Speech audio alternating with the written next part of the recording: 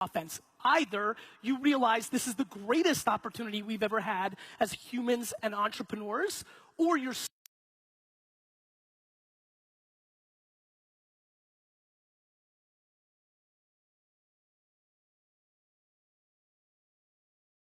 Please welcome Gary Vaynerchuk.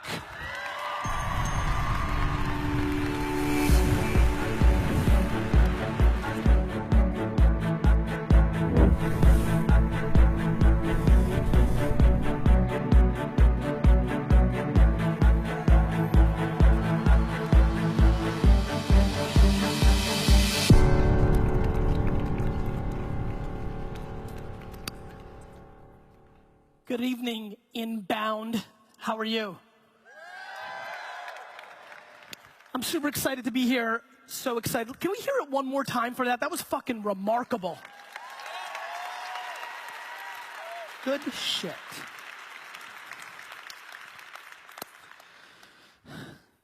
I'm really excited about tonight. It's a very special day in our amazing country, and for me, it's especially special because I wasn't born in the US. I was born in the Soviet Union. I came here as a little boy. Both my grandfathers spent substantial time in jail just because they were Jewish. And I know that there's a lot of tension and different beliefs about what should happen tonight. But the fact that we're even able to vote and to be in this amazing country is something that we have lost perspective for. And I'm very thankful to be here tonight. And to me, it's super interesting because I want to talk about the journey of an entrepreneur. And by hands, how many people here are entrepreneurs? Raise your hands. Very nice. And how many people here work within organizations and are entrepreneurial within them? Raise your hands. Very nice. If we can keep these lights on, that would be huge for me, if you don't mind. So for me, I think the opening statement is going to be this. If you were sitting in this room tonight and you believe that whether Donald or Hillary wins impacts you, you're a motherfucking loser. And I want to explain this. We are so lucky to be here in this playing ground where the impact of the president only has so much impact on you, because the reality is we are dramatically, and I mean dramatically, more in control of our lives than the media pounds down our throats. And so I hope if anything, whether you're 16 or 97 and you leave here tonight, you understand how unbelievable our opportunity is to play in this ecosystem. What I want to talk about tonight is a couple of things. One, we are living through the greatest era of communication change that we've lived through since the printing press. And regardless of what you do in here, it is going to impact you tremendously over the next decade, because it's already impacted so much over the last decade. And so for me, that is a very important thing. But before I go into the tactics that I want to bring to everybody so you bring home something tangible, I want to start with something that I've been spending a lot of time with and haven't really expanded outside of the content that I put on the internet. So on stage tonight, I thought a really interesting thing to talk about would be self-awareness. If I could spend 2 to 3 minutes with all of you and make you understand that self-awareness is probably the single most important thing that you can spend time on for your outcome, for your future life, it would be so exciting to me if hundreds or thousands of people left here today and started really realizing who they actually were. We're living in an era, and we have forever, where people have sold us on the optics of what we should be, where we should go. Let me tell you a story about myself. It's really funny. I got an email earlier today, or yesterday, from a friend of mine, Jay, that I went to college with, who works with Carolyn, who I went to high school with. Are you guys here? Can you guys stand up? Can I find you? Get up. There they are. Can we clap it up for my homies?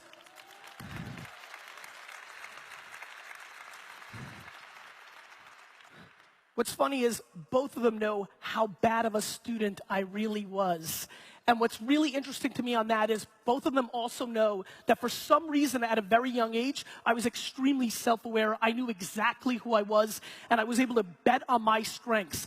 I think that when I think back to my life and the story of my life and what I really want to impose on others to be able to navigate through is I was lucky enough to have a mother who instilled so much self-esteem into my body, I was able to navigate through the universe of not worrying about what everybody else thought about me. And what I've really, to be very frank with you, I've come to realize over the last year or so that I feel so much guilt, just general guilt, that I had it so good that A, I came from nothing, which is a massive advantage. Can the immigrants raise their hands in this room? Let's clap it up for these people that have a major advantage. We're lucky.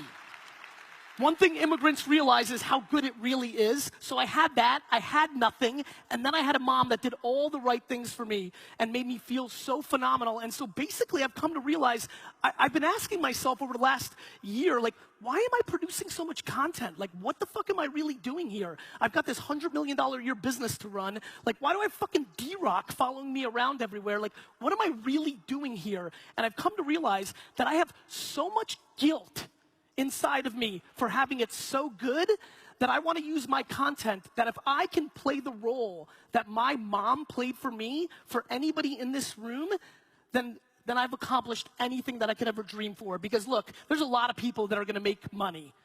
But to me, the most important thing is how you make your money, not how much you make. And what I realize, thanks Mom, and what I realize is that we live in an era now where we can all document and create content around these narratives and communicate in a different world. The thing that I'm completely taken aback by is the fact that this is now the television, and the television is now the radio. And it's the late 40s and early 50s, and the people in this room that understand that, and understand that Snapchat and YouTube and Facebook and Instagram are ABC, NBC, ESPN, and MTV. And you like that? It's a good one, right? But I'm not done yet. You fucked me up. All right. And that the businesses and individuals in this room that realize how to make MASH or Seinfeld or the best shows on those platforms will win. We are living through a major shift where every person in this room has a binary decision. Either you go on the defense because of all of this, or you go on the offense. Either you realize this is the greatest opportunity we've ever had as humans and entrepreneurs, or you're scared of all these changes and you judge them and you fear them. And so for me, in this huge shift of technology and communication comes the greatest opportunity ever. Again, because the theme of the night for me, the fact that mainstream media has been able to cast such a cloud over this ecosystem is fascinating to me. I'll be very honest with you. I'm not sad. I'm not sad. I'm pumped. I am thrilled that so many people think it's bad because that's more opportunity for me. And so what I implore you to do is spend a hell of a lot less time worried about other things that will impact you and spend a lot more time to figure out who you actually are. What are you actually good at? Are you actually in a position to be successful? What do you like doing? Because the opportunities are endless. The problem is we are scared to do different things because the fundamental core reality is we worry about what other people think. We worry about getting judged if we fail. One thing that I've been very blessed with is I've traveled the world quite a bit for business and speaking. And one thing that a lot of people may not understand is that entrepreneurship does not work in a lot of other countries because failure is a scarlet letter. Here in the US, we're so lucky that entrepreneurship is met with when you fail, you pick yourself back up and you go. And to me, that is unbelievable, and we are blessed to be in that ecosystem, and we need to take full advantage of it. So look, I like the back. Yes, back, step up. This is real fucking shit. We are fucking, like, can I ask you a question? Do you understand that you're only gonna live one time? Everybody has a lack of perspective and reality of what's going on here. We have so much opportunity. You're in a fucking convention center in Boston listening to fucking Hamilton. Wake the fuck up. Shit. Seriously. You have it so bad. Perspective is so ridiculous.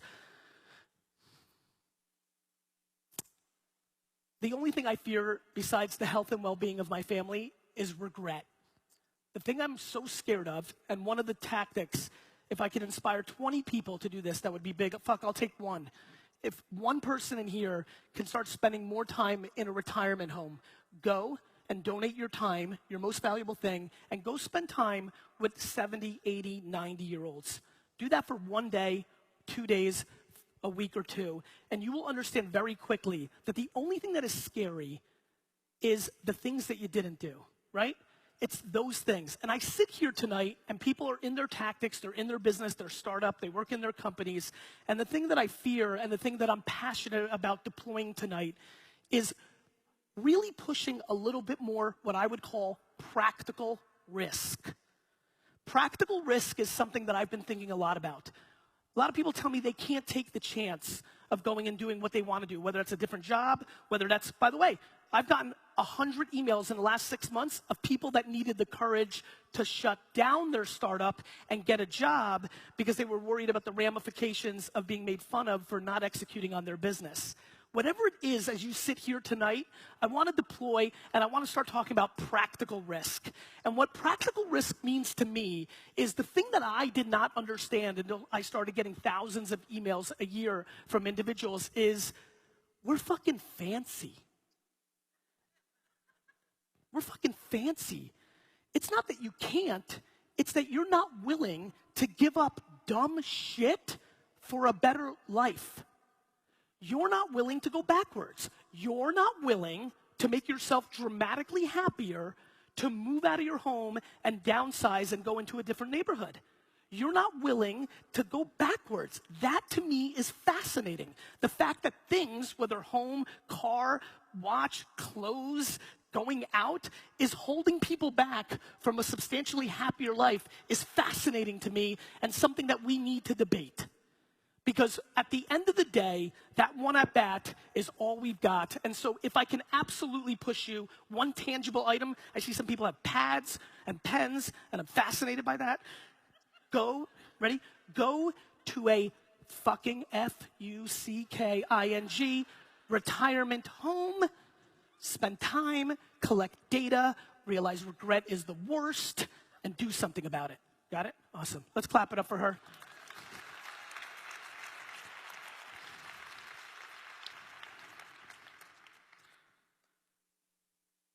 I really want to talk about the phone and Facebook and Instagram and Snapchat because it's a place I come from, and I want to get a little bit away from the heady shit right now and get a little bit back into practicality.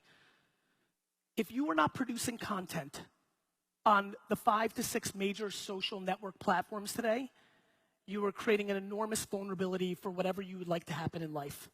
The person you want elected, getting money for your kid's charity, selling shit. Communication has shifted forever, and these platforms really, really matter. The problem is, even at a conference like this, where there is so much marketing skill, I am flabbergasted by the lack of practitionership in the actual creative ability and paid media amplification of creative to make a business action. I, for a lot of you that don't know, built my family's liquor business really on the back of Google AdWords. Google AdWords came out.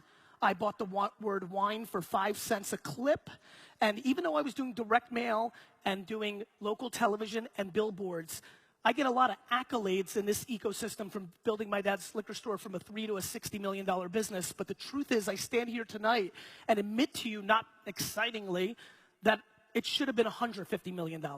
Because if I actually understood how unbelievable the arbitrage was on Google AdWords, I would have spent a lot more money on it and grew my business much more. But I was too patient, I did well, not enough, I did not go all in, and I built a nice business, but in reality, I left a lot on the floor.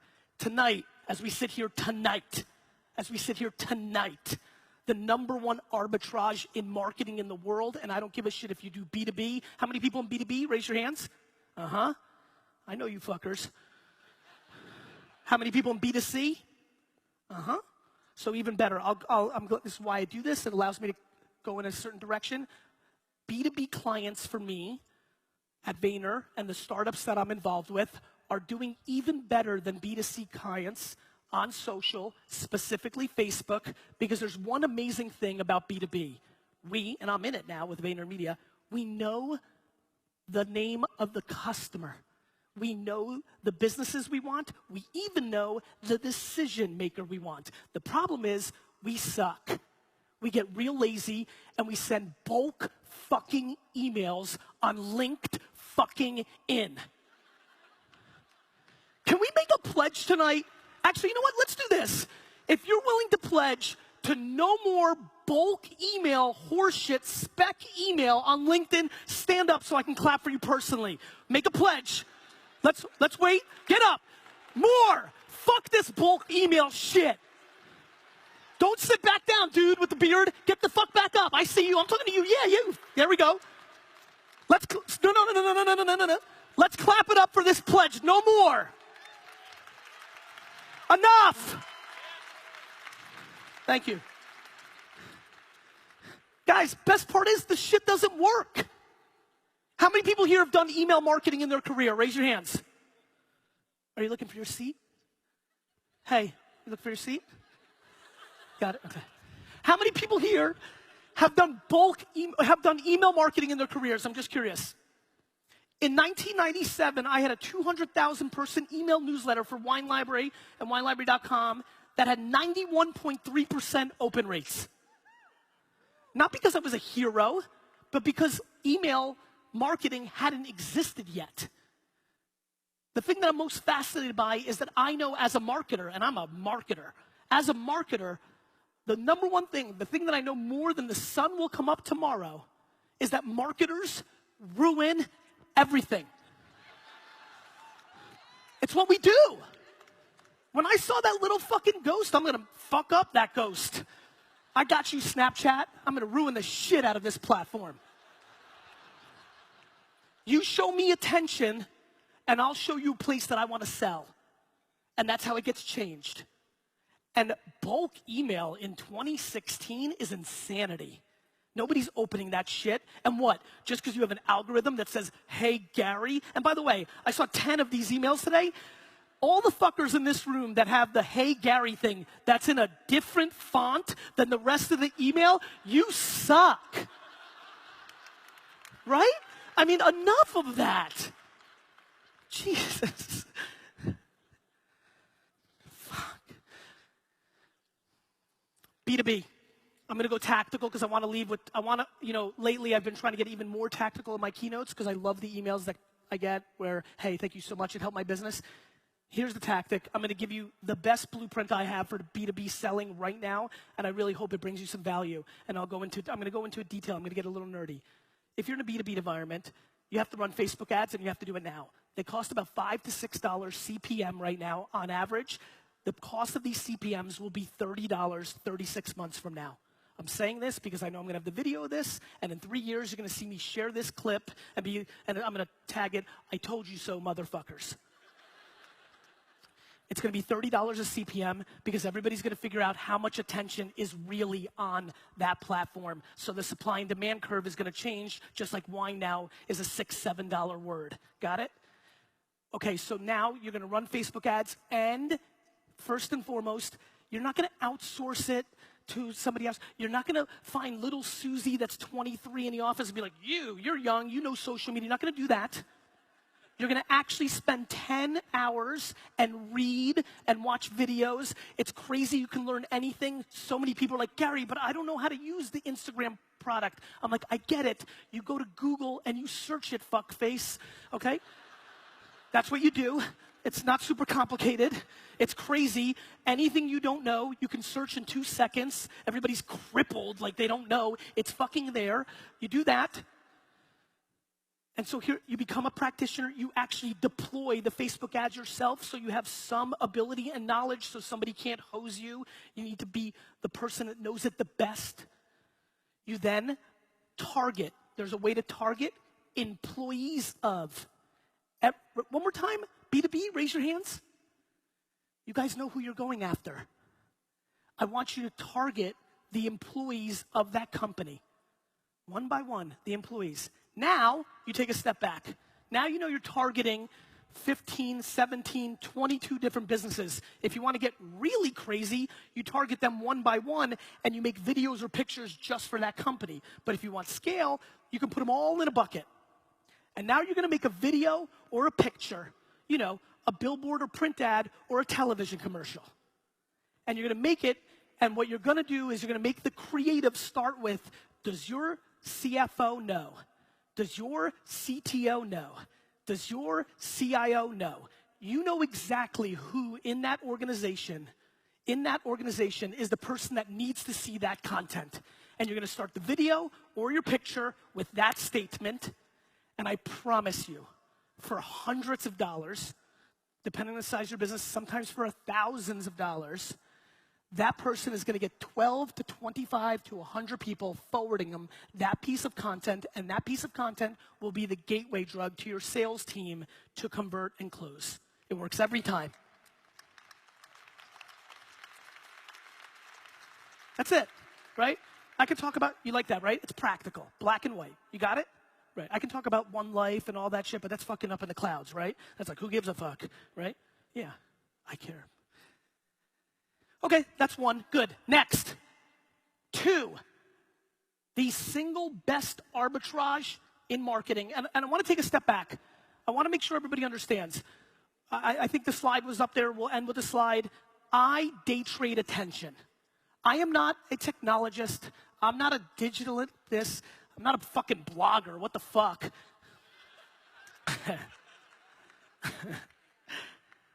I'm somebody who's obsessed with attention. From when I was 6 years old, and instead of standing behind the lemonade stands, I would sit and watch cars drive by and figure out where to put the signs. I was sick, you know, to now. So I stand here and actually say, if you have the money, I would say HubSpot, if I ran the marketing, the number one thing that I would do is run a Super Bowl commercial. I stand here today as a marketer that trades attention, and I believe that the number one deal in marketing today is actually a Super Bowl commercial. It's $6 million, but the entire country, whether they watch it on YouTube or during the game, will know exactly what you're up to. Now, most people fuck it up because they try to make some funny video for 30 seconds and then we forget. But that is, to me, the number one play. The number 2 play in the world is Facebook video, because I believe that Facebook video, not confined to 30 seconds, has the ability to build enormous awareness. VaynerMedia had a very special thing happen last week. I don't know if any of you guys caught this, but when the Cubs won the World Series, we ran. Who's from Chicago? Finally, right? Fuck, 108. When the Cubs won the World Series, we ran an ad after the World Series. First it was Nike, then it was us, and we brought back Harry Carey from a classic 1984 commercial, and that went big, and everybody said we were geniuses, and I got a lot of emails that night, and it was super awesome, and I replied to everyone saying, wait until tomorrow. What tomorrow was the next day, we deployed a 2-minute plus video where Harry Carey, we took 30 years of him calling games and chopped it up and had him, over a 2-minute video, call the final out of the Cubs winning the World Series. That video has 30 million plus views at this point and has drove a lot more incremental growth and awareness and B2B activity for the brand than the commercial did. Though the commercial media, like buying the commercial and making sure you all saw it, cost multiples, 20, 30 times more expensive than what we deployed in a Facebook environment. This is what's happening. My friends, I want you to become historians of marketing. I want you also to understand what marketing is. We have confusion in the marketplace of marketing and branding versus sales. We have a lot of people in this room that are digital natives, and they really understand sales. They understand optimization, UI, UX. They understand cost per click. They understand how you convert and change things and things of that nature. But what they don't do is actually brand and market. And if your business is growing, you have to have a healthy balance of marketing and sales and branding. My friends, I did not buy these sneakers because Nike fucking cookied me and sent me to some fucking website and converted me. I bought it because of brand. And there's a lot of people here that are mixing it up. And the reason Facebook is so special is it's the first platform that I've seen that does marketing and brand and sales in one place with underpriced attention.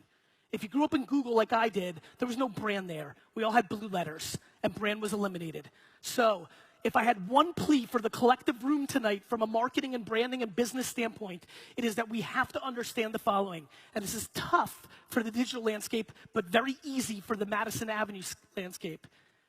Creative is the variable. Creative is the variable of success. The one thing that we all trade on in this room, no matter how and what you do, whether you're B2B or B2C, whether you sell sneakers or wine or books or your services, no matter what, we are all tied to attention. We are all battling for your attention. But once you have my attention, that creative is the variable. If your video sucks shit, I can give you 9,000 ideas on Facebook, you will lose. And that, to me, is something that has to be debated in this ecosystem much more. The other world I live in, Madison Avenue, where they believe in commercials, they're the other way. They just think it's art. If you understand and start respecting both art and science, math and creative, equally, friction, creating that diamond, you will be a successful marketer over the next decade. The problem is we usually fall into one camp or the other. So if you sit here tonight, please start understanding, respecting, and building your skills around the one that you don't actually do. Because what's happening is we have unbelievably overpriced attention. And the other thing that's happening is we have people that lack self-awareness to know what they're good at and what they're not good at. And when you start understanding those variables, you start actually making results happen. I'm blown away by the world that I live in today. For a lot of you that don't know, I run a 750-person firm called Vaynermedia. I'm leaving here right now. If there's talk going to London, we just opened a London office. And what we do is we work with the biggest brands in the world, Under Armour and Chase and Toyota and Pepsi. And the amount of money that is wasted. Just watch what I'm about to show you, and I think we can all agree this is not a 14-year-old girl crowd. Raise your hand if you now, when you watch television, fast forward every single commercial or watch Netflix or HBO Go. When your favorite show airs, you don't watch when it airs, you watch it now on your time. Raise your hands. I just want everybody to look around. Keep them up, especially front row. Look at this. Let me just give you the punchline. Everybody. And how many people here, if they're still using DVR or TiVo, fast forward every single commercial when given the option? And so, even if something crazy like the remote control falls off the bed, every person here grabs this anytime that there is a commercial. Yet, $80 billion is spent by the biggest brands in the world to make 30-second videos of a Jeep going up a hill, or some guy grabbing a beer, or some lady with a baby using some oil. $80 billion. It is completely not practical, it is broken, and it is the reason that 95% of the Fortune 500 biggest brands in the world have declined in market share over the last 2 years. Here's what matters to everybody in this room. All that money is coming into our ecosystem. Once they start calibrating how bad it actually is, when Coca-Cola and BMW and the biggest IBM start taking that money from page 147 of Sports Illustrated and from a commercial of Guiding Light, and they take those dollars and they put them into Facebook and Instagram, the price of our attention is going to go through the roof. So I sit here today and plea that if you are not activating your marketing in that ecosystem, you are going to miss the golden era of Facebook marketing, and you will regret it. And people run around here, there are people in this room that run around here with an opinion on Facebook marketing, and they've never deployed a single ad on it. There are people here that run around and have opinions on Instagram marketing and have never deployed a single penny on it, period. Also, we sit here today in early November 2016 when the greatest marketing arbitrage besides Facebook advertising is influencer marketing. You may not like it, You may not think it's cool that people have detox tea pictures in their Instagram or that fucking waste thing that freaks me the fuck out. But it doesn't take away the fact that right now, even in a B2B environment, that if you took the hours and mapped the people that had 400 followers, 500 followers, I'm gonna go back into practical details. You go into Instagram, you go into search, you start searching hashtags for your business, SaaS, right?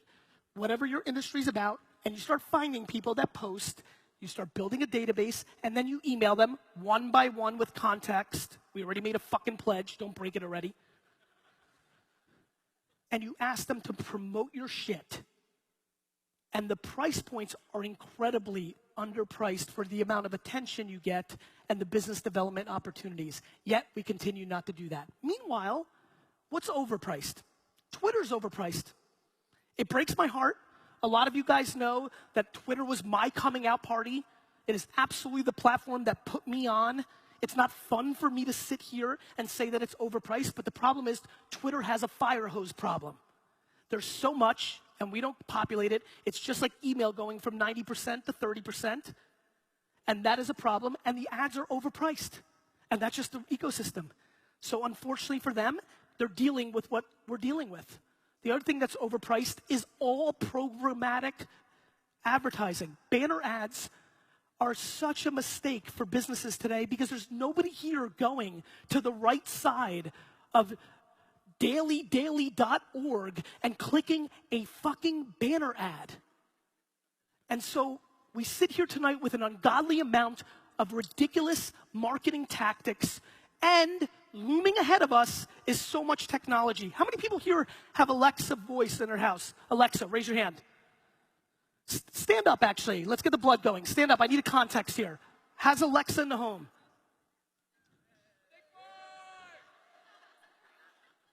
Yes, I know you're on the screen. You're pumped, right?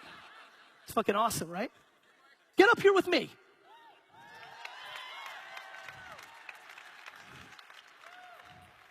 Very athletic. Jesus. You got a thinkboard in your office.